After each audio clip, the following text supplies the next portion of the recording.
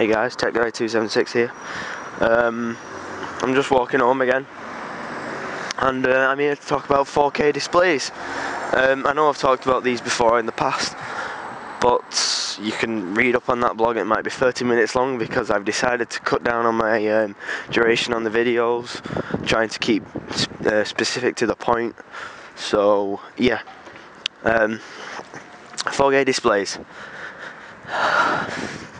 Sony have brought out a television that is already 4K enabled, and don't worry about getting the content that you need to. That's 4K. You don't buy a Blu-ray. Blu-ray don't support 4K. You need like where Blu-ray is normally like 3 gig or something, or 4.8 gig for like 1080p. 4K is like 20 gig for a movie, and that's not exaggerating it. I think I'm under exaggerating it here.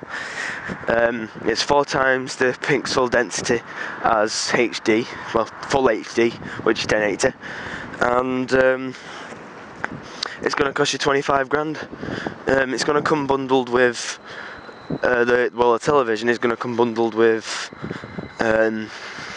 already like nature programs showing off like the green grass and the red roses and the majestic landscapes and all of that stuff. I don't know if there's going to be any like proper films like Cloudy with a Chance of Meatballs. That was the first 3D. Well, that was the first 3D film that came on Blu-ray. There might be other ones, but I don't know. But I don't think any films are getting 4K ports. There just isn't a market for it. Nobody knows of 4K yet. So until then, they're not going to convert any films to 4K. Obviously, it's just a tech demo at this point, because people aren't going to pay unless you've got thousands and thousands of money. Unless you're a millionaire. Why did I just say that? Unless you're a millionaire, you're not going to get the 4K TV, which is going to cost 25 grand. Gavin's statement today. He was on about like that you don't need to go higher than HD. HD is the highest quality, and I can actually see pixels on 1080p. I don't know what resolution screen he's running at, but it's just I can still see the pixels. So not in a way, but I can see like jagged edges of where things should be and all that stuff. And I'm not talking about games. I'm talking about, because games they're not in this argument. Like TV shows, I can still see the edges of like, and the blurriness of some people's faces. Like they could be more crisp. And I know I sound like a dick like that because HD is like crisp, but it could be even crisper. But he keeps saying it can't go any higher, and I put it in perspective for him that phones already have this technology. Phones are already at like 1080p, and they've got like I think the iPhone is 1166 times, I think it's 720. I'm not sure. I know it's not a 16:9 display, because it doesn't actually. You get a downscaled version of HD,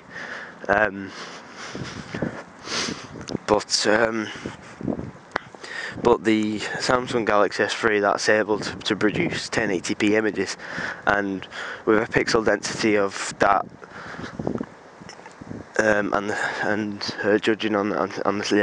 Judging it on the side of the size of the screen, like I think it's 4.6 inches or 4.3 inches for the Galaxy S3. It might be even 4.7 it is.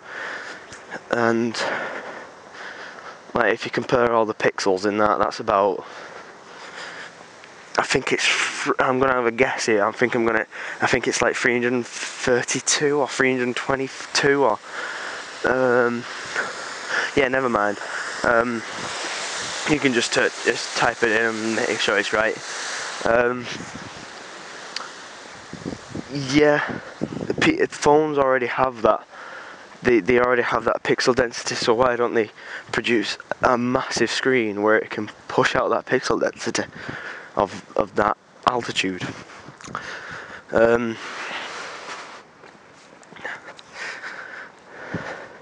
Right, thanks for listening, guys, and I'll see you next podcast, which should be about